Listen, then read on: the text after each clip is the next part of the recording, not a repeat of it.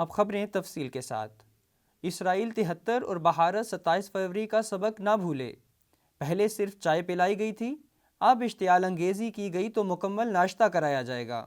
امریکہ نے بعض عرب رہنماؤں کو اقتدار کی لالچ دے کر اسیر کر رکھا ہے۔ ممنوعہ تنظیمیں آگ بھڑکا کر دشمن کو مضبوط کرنا چاہتی ہیں۔ رد الفساد کے لیے کالعدم جماعتوں کی مکمل بہکنی کرنی ہوگی۔ ٹرمپ کے مکروہ منصوبے اور سر اٹھاتی کالعدم جماعتوں کی تشویشناک سرگرمیوں پر قائد ملت جعفریہ آغا حامد موسوی کے بصیرت افروز موقف پر ولسر نیوز کی خصوصی رپورٹ۔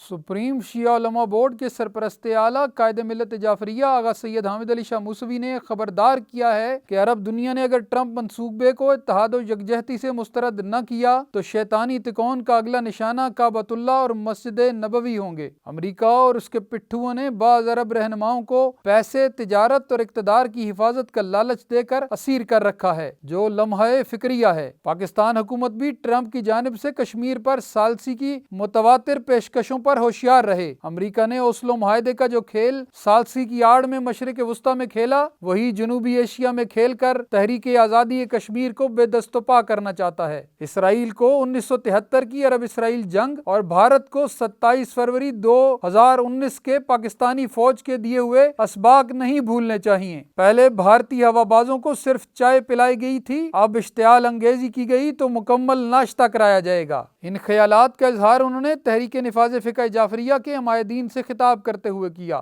آغا سید حامد علی شاہ موسوی نے کہا کہ بھارت تو اسرائیل استعماری سرگنا کے پٹھو ہیں اور ان کی سرپرستی میں فلسطین و کشمیر میں مظالم کے پہاڑ ڈھا رہے ہیں۔ امریکہ گریٹر اسرائیل اور اکھنڈ بھارت کے نظریات کی مکمل پشت پناہی کر رہا ہے۔ اسی سوچ کے پیش نظر امریکہ نے القدس کو اسرائیلی دارالحکومت تسلیم کیا، گولان کی پہاڑیوں کو اسرائیلی حصہ قرار دیا اور امریکہ ہی کی شہ پر 5 اگست 2019 کو بھارت نے آرٹیکل 370 اور 35A کا خاتمہ کر کے کشمیر کو بھارت میں مدغم کرنے کے دیرینہ خواب کی تکمیل کی اور مسلمانوں کے خلاف شہریت بل بھی لاگو کر دیا۔ انہوں نے کہا کہ ٹرمپ کے امن دشمن منصوبے نے فلسطینیوں کی 70 سالہ قربانیوں پر پانی پھیر دیا ہے اور ٹرمپ کے ایما پر ہی جنوبی ایشیائی خطے کا سب سے بڑا گنڈا مودی پاکستان پر 7 سے 10 دن میں قبضے کے خواب دیکھ رہا ہے۔ آغا سید حامد علی شاہ موسوی نے کہا کہ 60 کے عشرے میں جب مسجد اقصیٰ کو آگ لگائی گئی تو اس کے نتیجے میں OIC کو وجود دیا گیا اور متعدد اجلاسوں کا بھی انعقاد کیا گیا، جس کی سزا استعماری قوتوں نے شاہ فیصل، ذوالفقار علی بھٹو اور قذافی جیسے عالم اسلام کے سرکردہ لیڈروں کو کھڈے لائن لگا کر دیا۔ آج ٹرمپ نے ایک بار پھر عربوں کی پشت پر چھرا گھونپا ہے، لیکن عربوں کی خاموشی سوالیہ نشان ہے۔ انہوں نے کہا کہ امریکہ، بھارت اور اسرائیل کی شیطانی تکون نے ماضی میں بھی تمام تر توانائیاں مسلم ممالک کو کمزور کرنے پر صرف کی۔ اسرائیل نے مختلف جنگیں مسلط کر کے عربوں کو کمزور کیا، اسی طرح ہندوستان نے بھی 48، 65 اور 71 کی جنگیں مسلط کر کے پاکستان کو مٹانے کی کوشش کی، لیکن بحمداللہ پاکستان آج ایک ایٹمی قوت ہے۔ یہی سبب ہے کہ شیاطین ثلاثہ اپنی تمام تر توانائیاں پاکستان کو زخم پہنچانے پر صرف کر رہے ہیں۔ پاکستان کے حکمران اور سیاستدان یاد رکھیں کہ 2 قومی نظریہ، ایٹمی طاقت اور سی پیک دشمن کی موت اور قوم کی زندگی کا سوال ہیں، جن کے تحفظ کے لیے پوری قوم کو متحد اور یکجان رہنا ہوگا۔ آغا سید حامد علی شاہ موسوی نے اس امر پر تشویش کا اظہار کیا کہ سوشل میڈیا کو استعمال کرتے ہوئے ممنوعہ تنظیمیں فروعی اختلافات کی آگ بھڑکا کر دشمن کے ہاتھ مضبوط کرنا چاہتی ہیں۔ رد الفساد کے لیے بیرونی پیسے پر